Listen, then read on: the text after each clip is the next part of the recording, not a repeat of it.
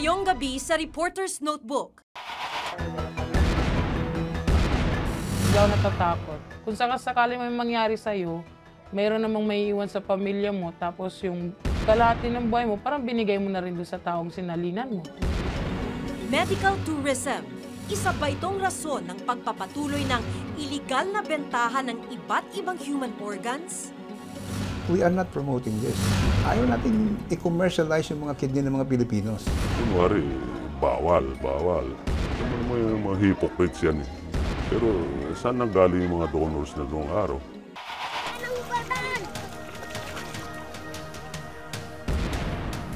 Kwento ng mga batang maninisid sumasalamin sa kahirapan sa Isla Puting Bato. Makakaahon pa ba sa hirap ang mga batang ito? Minsan po, mayroon nga namamatay. Hindi nakakalabas sa lungga. Isyong malalim at makabuluhan. Buong tapang na binusisi at binantayan dito sa Reporter's Notebook.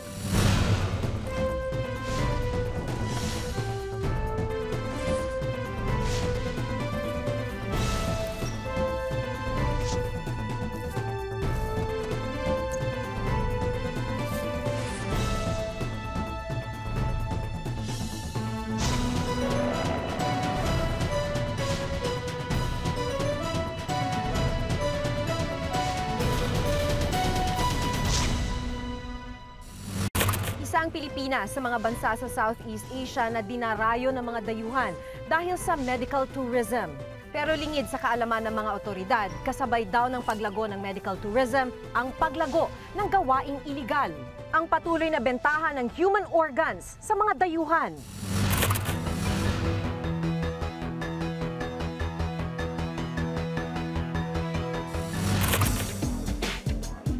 Maaga pa lang, puno na ang tanggapan ng American Eye Center sa Mandaluyong City. Karamihan sa kanilang pasyente, mga foreigner o dayuhan. Si Caroline nagmula pa sa New York. We came for New Year's Eve to visit family and everything. So, but we decided to go for a consultation for the LASIK surgery also. So, because we know the hospitals and quality of service in Philippines is very good. Malabo na ang mga mata ni Caroline kaya LASIK surgery ang nakikita niyang solusyon dito. Kung sa New York, aabuti ng $3,000 ang pagpapa-LASIK surgery. Dito raw kasi sa Pilipinas, $1,000 lang. Compared sa US at sa Europe, mababa ang presyo natin. Siguro mga 1/4 lang sa cost sa Amerika o sa Europe.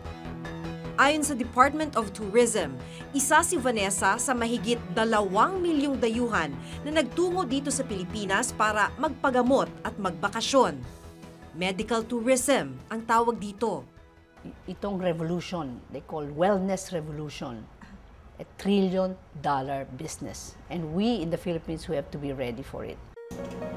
Pero sa kabila ng tila maraming benepisyong hatid ng medical tourism, may mga masalimuot daw itong kaakibat na problemang mahirap masolusyonan. Isa na rito ang paglala umano ng kasalatan sa mga pampublikong pagamutan. Si Mang Ronnie, 60 taong gulang, may katarata. Bulag na ang isa sa mga mata niya. Kasi wala nang pera. At ang gamot naman napakamahal. Ayon sa Health Alliance for Democracy, hinahati raw kasi ng medical tourism ang kakarampot ng budget para sa sistema ng public health sa bansa. Sa usapin ng health, nakatutok sa pag-promote ng medical tourism. So napapabayaan niya yung services. Nagdadagdag siya ng budget, hindi alang-alang sa mga mamamayan niya, kundi dahil investment yan na maaari niyang pagkakitaan sa darating na panahon. Sa proposed budget ngayong 2008 para sa healthcare assistance, umaabot daw ito ng 29 na milyong piso, kasama rito ang 3 milyong pisong budget para sa medical tourism. Ngunit para sa ating pamahalaan, isang hakbang ang medical tourism para mas lalong mabigyang pansin ang problemang pangkalusugan ng ating bansa. Pero hindi lang problema sa pampublikong pagamutan ang dala umano ng medical tourism. Itinuturo rin itong dahilan ng patuloy na paglala ng organ selling sa bansa. These are the groups of hospitals na kasama dito sa medical tourism, sinasama namin sa promotions and other meetings. No?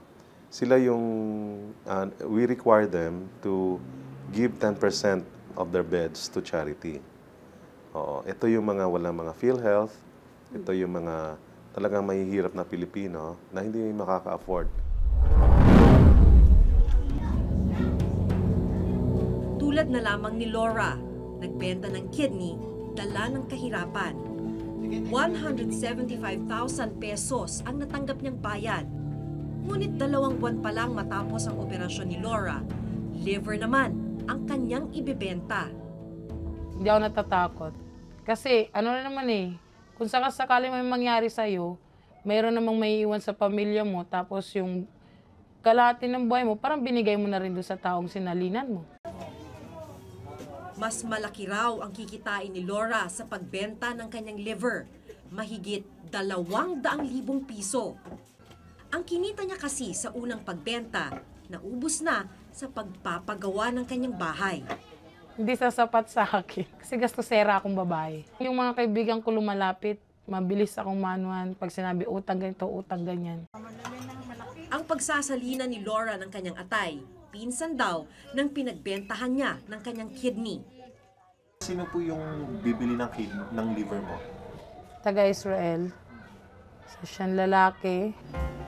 Mismong sa loob ng mga pribadong ospital, ginagawa ang nasabing operasyon. Saan ginagawa yung operate? Private. Na hospital. Alam nila na yun yung proseso? Oo, alam nila. Alam nila na binayaran ka sa organ na yan? Oo, alam nila. Kasi sila naman mismo mag-ahatid nun, yung secretary mismo magdadala ng pera doon sa loob ng kwarto ko. Sa ibabayad ng recipient sa donor, may porsyentong makukuha ang ahente. Magkano naman yung kinita ng ahente?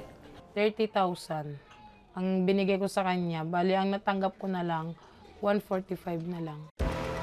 Ayon sa Republic Act 9208, labag sa batas ang pagbebenta ng organs ng tao. Ang sino mang mahuling lumabag sa batas na ito ay mapaparusahan ng pagkakakulong ng 12 hanggang 20 taon. Ngunit tila walang takot sa batas ang mga taong patuloy na lumalabag dito.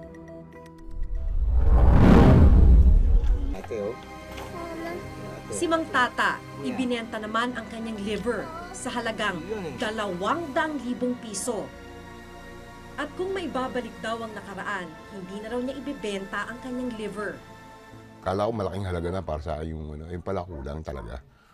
Ngayon, hindi na ako pwede magbuhat ng mabigat, hindi kagaya nung hindi pa ako na-operahan. Di naman lingid sa kaalaman ng Department of Health ang lumalaking problema ng pagbebenta ng organs. Pero hindi naman daw maididikit ang lumalalang problema ng pagbebenta ng organs sa proyekto ng pamahalaan ukol sa medical tourism. Kasi it involves Filipinos who would be donating their organ. So that's why we don't want to include this as part of the medical tourism. May mga hakbang naman daw na ginagawa ang DOH upang hindi lumala ang organ selling, lalo na sa patuloy na paglakas ng medical tourism. Kasi bawat hospital merong ethics committee. And yung ethics committee nakikipag-coordinate doon sa transplant team ng hospital. And sila yung nagmo-monitor ng mga number of cases ng kidney transplantation. Ang mga kaso ng organ selling sa ating bansa ay patunay lamang ng lumalalang kahirapan ng ating mga kababayan. At hanggat may mga taong nanghihikayat sa ganitong uri ng gawain at sinusuportahan ng ilan, patuloy na lalaki at lalawak ang problema na dapat ay matagal nang nasolusyonan. We are not promoting this because ayaw natin i-commercialize yung mga kidney ng mga Pilipinos. Naman mo yung mga hypocrites yan. Kunwari, bawal. Pero saan nanggaling yung mga donors na noong araw? Sila ba makakapag-solicit na donors? Nasa hospital sila. So, 100% kailangan nila ng agents.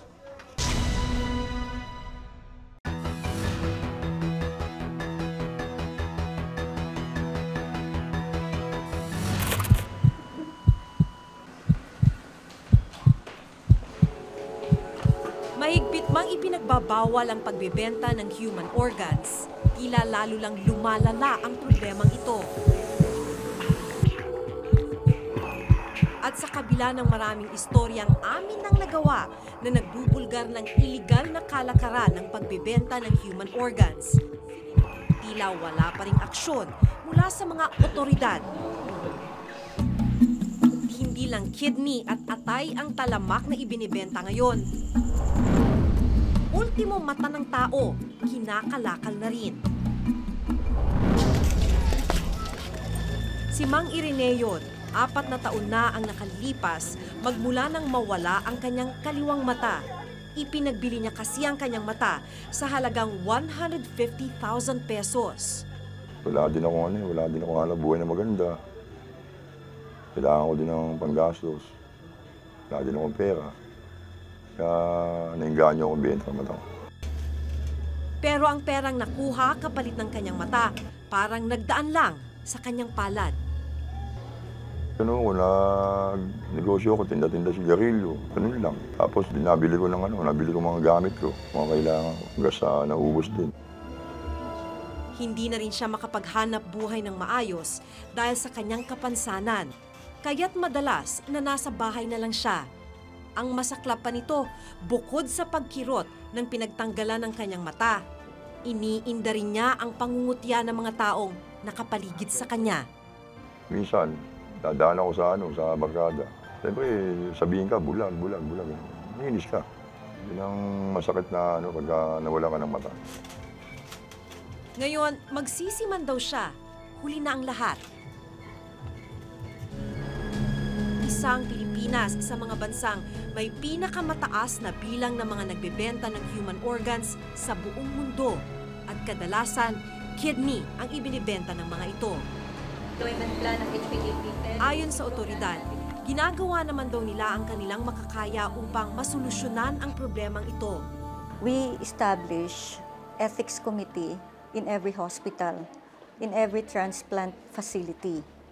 Meaning to say that this ethics committee within the hospital has the responsibility to screen the potential donors so that they would assess kung itong donor na to is really doing this out of altruism or voluntarism and not out of money or payment. At sa kabila ng mga kaparusahang naghihintay, tila hindi pa rin natitinag ang mga taong sangkot sa organ selling. Si Mang Orig, middleman sa organ selling. Ayon sa kanya, malaki raw talaga ang pangangailangan sa mga human organs, lalo na sa kidney, mapakapwa nating Pilipino o maging dayuhan man. Karamihan foreigners. Kasi kung local, they cannot afford. Miski may kaya, barat pa rin. Kung isa, tatawaran pa ka na 80,000 yung kidney. Paano mo naman ibibigay? Magagalit pa yung donor sa'yo kung sabihin mo 80 lang. Sa kanya rin namin nakumpirmang may mga lehitimong doktor at ospital na sangkot sa iligal na bentahan ng mga human organ. Siyempre, resident physician yung mga nandyan na may hawak ng foundation na yan. Kaya, nagbobolahan na lang eh.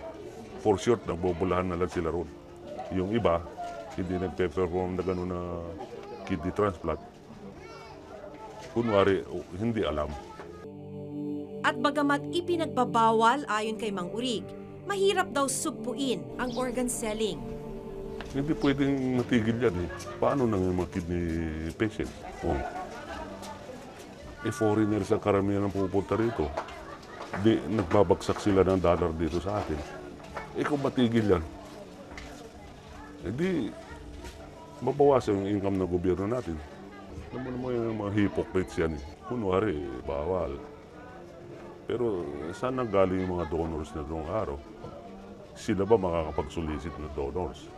Nasa hospital sila. So, 100% kailangan nila ng agents. Ayon sa isang kritiko, asahan na lalo pang titindi ang problema sa organ selling dahil daw sa pagsulong ng mismong mga ahensya ng pamahalaan sa medical tourism. Sa National Kidney and Transplant Institute, may mahigit 200-300 backlog, nasa waiting list, naghihintay na pasyente. Lahat yan, kasama na dyan yung may kapasidad magbayad at yung walang kapasidad magbayad. Ngayon, halimbawa, may darating na dayuhan dito at mayroon siyang libu-libong dolyar na kaya niya. Yan ba ay maghihintay sa waiting list o yan ba ay mauuna dahil siya ay medical tourist? Siyempre, iuuna nila yan dahil paying yan at may income sila. Technically, it falls under the program medical tourism. But we are not promoting this. We are not promoting this because ayaw nating i-commercialize yung mga kidney ng mga Pilipinos.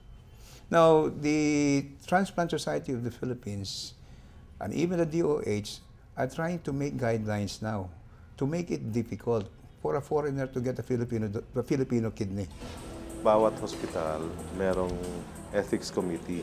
And yung ethics committee nakikipag-coordinate doon sa transplant team ng hospital. And sila yung nagmo-monitor ng mga number of cases ng kidney transplantation. Kasi sila yung nagsasabi kung ito ba ethical o hindi. Meron din mga nakakalusot. No? Pero namo-monitor din yon. Nalalaman din yon ng aming Bureau of Health Facilities and Services. Kasi meron din silang ginagawang mga investigation. Hindi man kasalanan ng mga dayuhang nagpapagamot dito sa Pilipinas ang paglago ng industriya ng organ selling. Marami pa rin sa kanila ang nakikinabang sa mga ibinibentang human organs ng ating mga kababayan. At isa ito sa mga tinututulan ng mga kritiko. Ang nakakalungkot niyan, tayo sinasabi nating, o ang pamahalaan natin, sinasabi na kayang magbigay ng ganitong serbisyo sa mga dayuhan, pero yung ganong serbisyo hindi naman niya binibigay sa mamamayan niya. Yun ang mali. Pero siyempre sa mga private hospitals, kasi dahil sa kamahalan, bihira din yung mga Filipino na nagpapatransplant. So karamihan doon sa nagbibigay ng income doon sa kidney transplant program nila ay mga foreigners kasi sila yung nakaka-afford. Pero as far as government hospitals are concerned, mas priority ang mga Filipino patients. Pero hindi lang sa mga nangangailangan ng organ nagmumula ang problema. Patuloy rin ang pagdami ng mga Pilipinong pinipiling ibenta ang mismong organ nila. Isa na rito si Ana. Nakatakda siyang operahan sa susunod na linggo. Hindi upang bigyang lunas ang anumang sakit, kundi para ma-harvest o kunin ang kanyang atay. Gusto kong mabigyan ng konting kaginawaan yung mga anak ko eh. Kaya gagawin ko yun kasi yung asawa ko nakakulong. Tapos 5 na anak ko, sunod-sunod pa, wala naman tumutulong sa aming iba. Ayun, kaya naisipan kong ibenta yung liver ko. Alang-alang sa mga anak ko. Bagamat alam niya ang kanyang maaaring kahinatnan kung mawala na siya ng kanyang atay, hindi na raw ito importante para sa kanya. Nakasisilaw man ang salaping makukuha sa pagbenta ng bahagi ng katawan, hindi pa rin ito sapat na kapalit at nararapat gawin ayon sa DOH. Kung magdo-donate sila, kailangan yung bukas sa loob nila at saka out of their desire na may gumaling na isang pasyente. Ang ginagawang pagsulong ng pamahalaan sa pag-unlad ng turismo sa bansa ay mabuti para sa bayan. Pero huwag sanang hayaan ng pamahalaan na ang mga dating problema ay lalo lang lumala. Ako si Maki Pulido at ito ang nakatala sa aking Reporter's Notebook.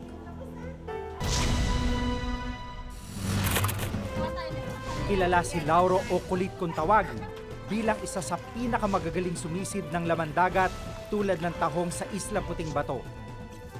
Minsan po, mayroon nga namamatay na ng bato. Hindi nakakalabas sa lungga.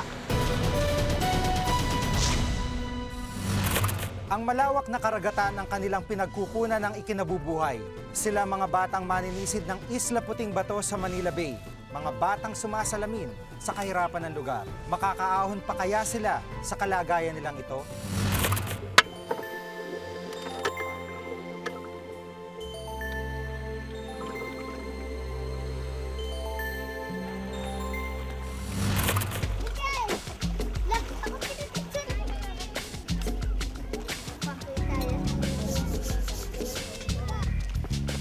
Ganito ang karaniwang tagpo sa isang lugar sa Maynila, ang Isla Puting Bato. Ang mga kabataan tuwang-tuwa sa paglalaro sa gitna ng matinding kahirapan.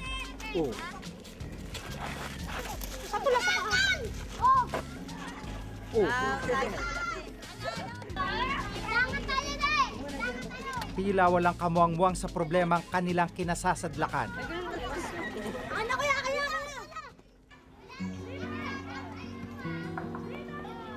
Nagsimula sa isang dambuhalang reclamation project noong dekada 70. Inilagay noon ang mga naglalakihang puting bato sa dalampasigan para magsilbing breakwater ng Maynila laban sa malalaking alon ng Manila Bay. Pero unti-unti itong tinayuan ng mga bahay ng mga illegal settlers. At ngayon, tinatayang 15,000 pamilya na ang nakatira rito.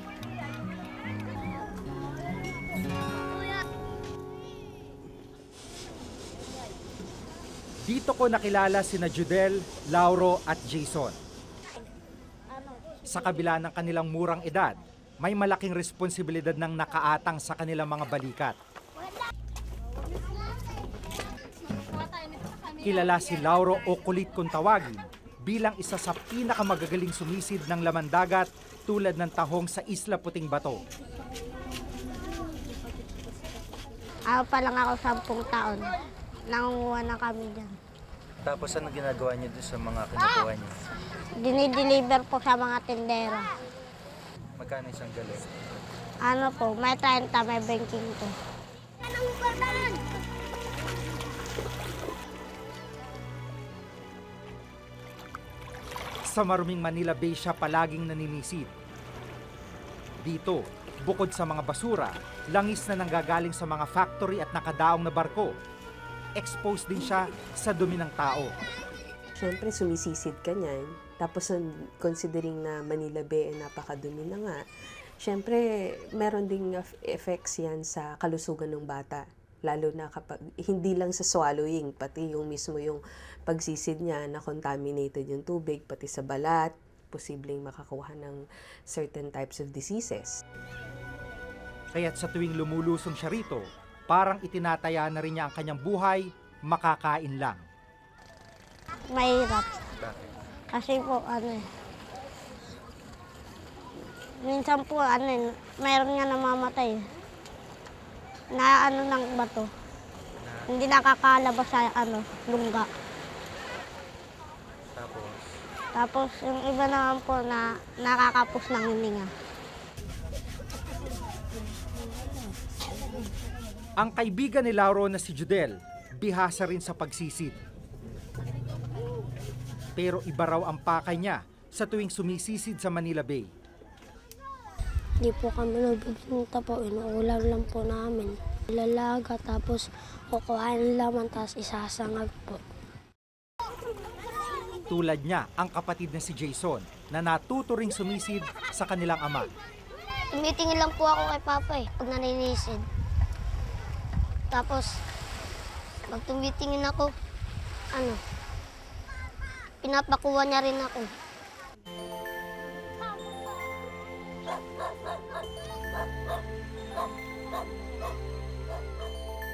Yan ba yung ginagamit nyo pag nangunguha? Nasaan yung padjak nyo?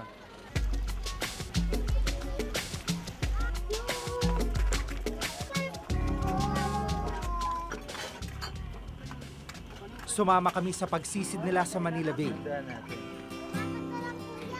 Guantes na proteksyon sa matatalas na bato at goggles ang karaniwang gamit ng mga bata sa pagsisid.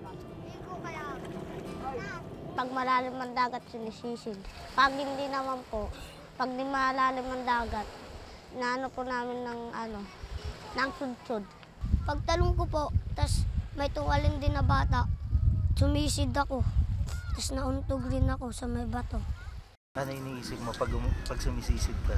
Hindi po mamanid ang 2 pa ako. Para? Makaano pa po ako, sa bato, makapato.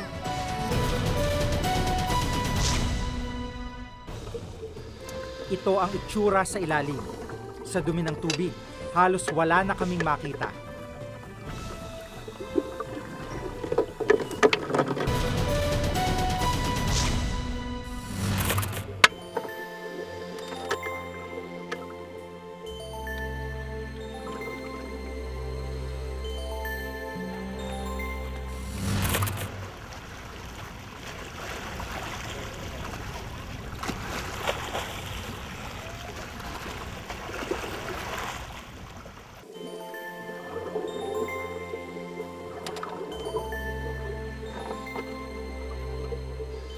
ito ang itsura sa ilalim. Sa dumi ng tubig, halos wala na kaming makita.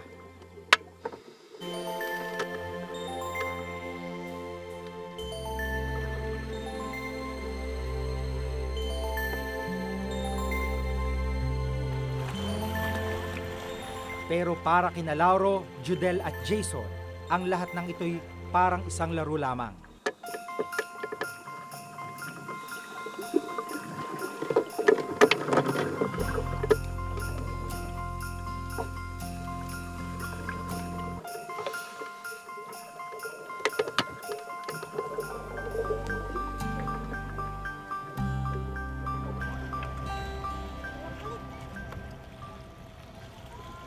Ano yan? Saan mo nakuha?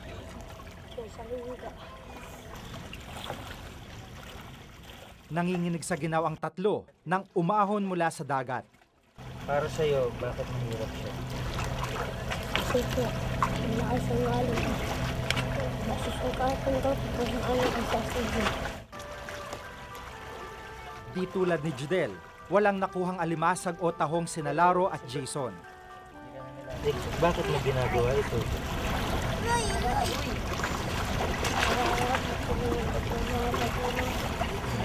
Kung ikaw ba ang tatanungin, anong pipiliin mo? Maglaro o sumisid? Sumisid. Para? Para mga sa pera.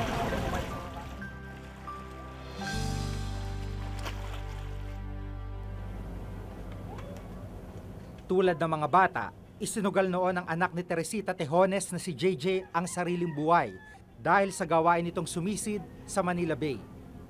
Pero hindi ito pinalad. Isang taon na nakakalipas mula nang mamatay si JJ sa edad na 24 dahil sa isang malagim na aksidente. Bandang alas 10 na daw, sabi niya doon sa nag-ano ng bangka, Kuya Bong, sabi niya, huling sisid na lang, hintayin niyo ako ha. Sabi niya ng ganun. Di nanisid. Tagal-tagal na, mag-aalas 12 na, hinahanap na siya ng kapatid niya. Natagpuan daw si JJ na agaw buhay na. Hindi siya makahiningan na doon sa may butas eh. Pumapasok sila ng lungga para makakuha ng tahong. Ayun nga lang ang naano sa kanya kasi inatake na siya. Yung kinamatay niya, nabarahan ng puso niya, may butas. Gaya ni Lauro, Jason at Judel, punong-puno rin ng pag-asa si JJ na makakaahon sila sa kahirapan at makakaalis ng isla. Pero hindi na siya nabigyan pa ng pagkakataon. Nakikita ko yung retrato niya, minsan nag-iiyak na lang ako kaya wala naman ako magagawa. Maibalik pa ba natin yung buhay ng bata? Hindi na. Yun lang ang minsan, pag ako lang na isa sa kabilang bahay, nasasagi sa isip ko kung buhay yun, kapag alala rin, ay nako, lalo pa ng bagong taon, Pasko, sama-sama kami. Pagkatapos manisid, ipinaluto agad ni Judel ang mga nahuling alimasag sa kanilang ina.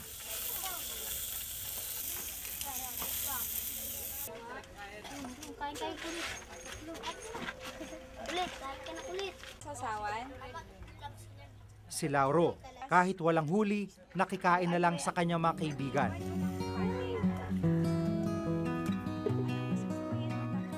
Maaring sa araw na ito, wala silang kinita, pero ang mahalaga ay may nailaman sa kanilang mga sikmura.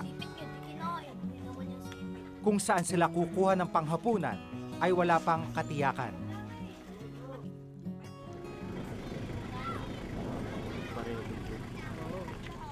Gaya ng ibang mga bata, punong-puno ng pangarap ang tatlo.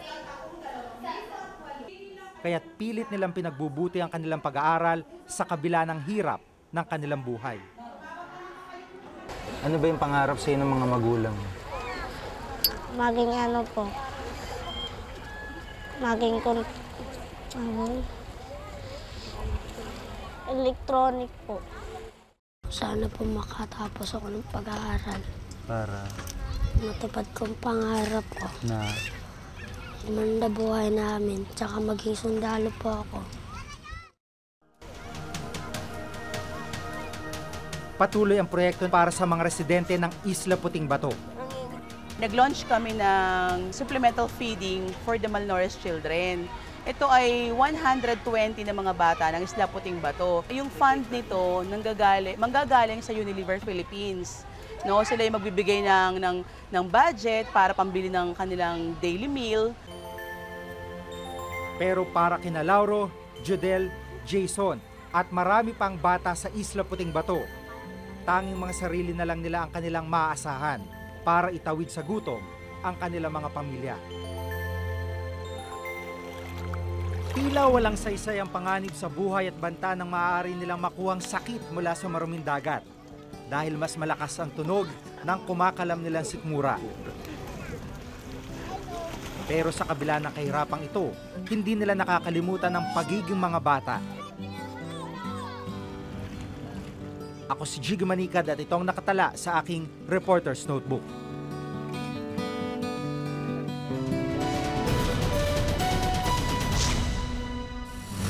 Kung may nais kayong pasiyasat na isyo, balita, maaari kayong tumawag sa aming numerong 982-7777, local 1424. Maaari rin po kayong mag-email sa reportersnotebook@gmanetwork.com. Para sa malalimang pagtingin sa mga issue at balita, samahan niyo po kami muli hanggang sa susunod na Martes. Ako si Maki Pulido. Ako si Jiggy Manikad at ito ang Reporter's Notebook.